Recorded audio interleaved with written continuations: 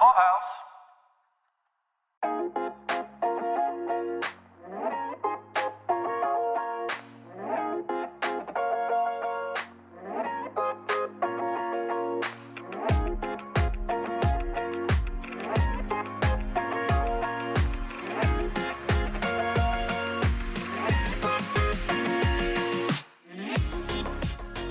Welcome to Decorating the Set from Hollywood to your home with your hosts, Beth Kushnick and Caroline Daley. Hey, Beth. Hi, Caroline. This is another episode where we're doing a mini bite-sized mini-sode where we get a chance to take some of our listeners' questions, and you, Beth, are going to give them all the tips and tricks. I am, because you know something? We're being flooded with incredibly good questions from all our listeners. I am really excited about these mini-sodes, this way to get right to the point. Our commutes aren't so long anymore, so we just need those little nuggets to get into our brains, encourage us, give us some tips and tricks. While you're driving to the store thinking about what paint you're going to buy or what piece of furniture you're going to try out, you know, listen to these over and over again, and I'm going to help you get focused on what you're working on. Okay, Beth, so our question today is, what's your secret or not so secret style go-to? Well, probably my go-to that I gravitate to the most is I do love mostly a cool palette. It's something that I live with myself, but again, it sort of speaks to my concept of loving a palette in a room that is really based and rooted in nature. I find that that really starts to bring a room together, both in tone and in mood. So what I really like to do is not only bring the outside in and the inside out by kind of forcing that perspective with color, but I think that especially lately, it's interesting, I've been discovering this on set, that when you start to have moments of repetition, whether it's in a sconce that is rounded and a chair that has a round back, whether it's the shape of your coffee table and your dining table if you have an open concept room, when the eye gets to kind of land on things that repeat itself, it becomes this scenario where what we say between us in my department, oh, it's really singing now, like the set is really singing, because it starts to take on a very active life, where there's a pattern or a color in a wall that has wallpaper on it, a texture, maybe that wallpaper has texture, and then an end table that you have has the same kind of lines in it or texture.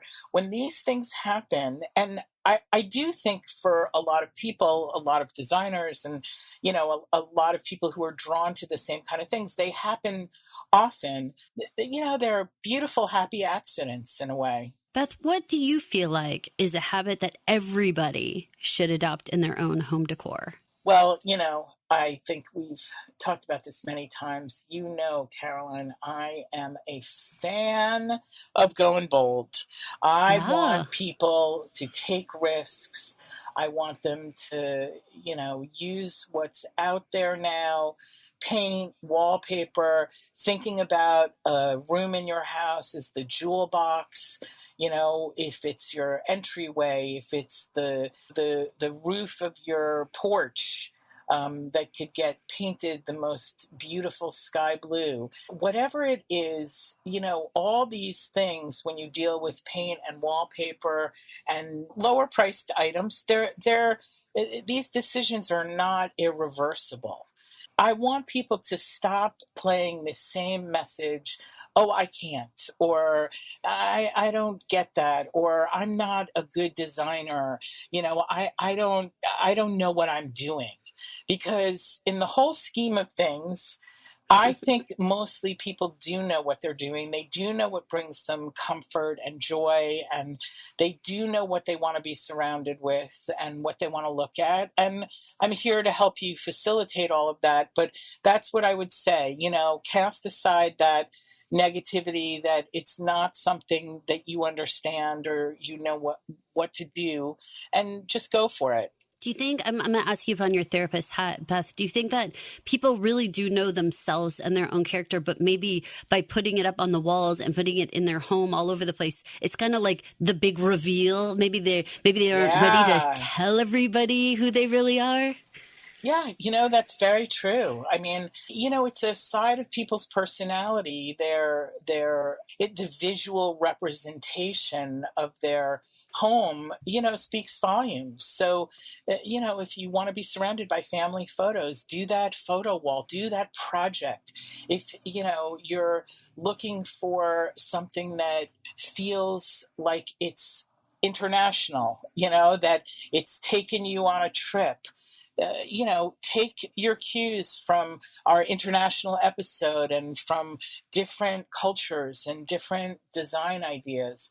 And again, with what's available to you these days with paint and with fabrics and, being able to go into stores that have items that kind of go with the seasons, things that you can change up, throw pillows and, really, honestly, this might sound trite, but a couple of new throw pillows can seriously beef up and change your space, not only for the comfort level, but really could bring a whole new life to the palette and to the design of a room. I love that, Beth. And if they feel like they need their hand held a little bit, they need some extra encouragement, how can they reach you? They can reach me on Twitter or on Instagram at Beth Kushnick, and I am here for all of you. Send your questions. I feel like, Beth, you're going to help everybody like let their home become an extension of who they really are, not be nervous about that. Yeah, they're going to develop their character in their home environment in the same way that as a set decorator, I develop a character's backstory on set. You guys, we want to see those pictures after you do that development. We want to see your befores and afters so that we can marvel at your growth and give you a big applause for your progress. Thank you guys so much for listening. And don't forget to please rate, review, and subscribe to Pod Clubhouse on Apple Podcasts. Make sure you're subscribing to Decorating the Set from Hollywood to Your Home, wherever you listen to your podcast. 5 stars, people. It helps everyone find the show. Thank you. Decorating the Set from Hollywood to Your Home is an original Pod Clubhouse production, recorded, edited, and produced at Pod Clubhouse Studios. For more information, please visit us online at podclubhouse.com. Don't forget to rate, review, and subscribe to Decorating the Set at Apple Podcasts or wherever you listen to podcasts. Thank you for listening.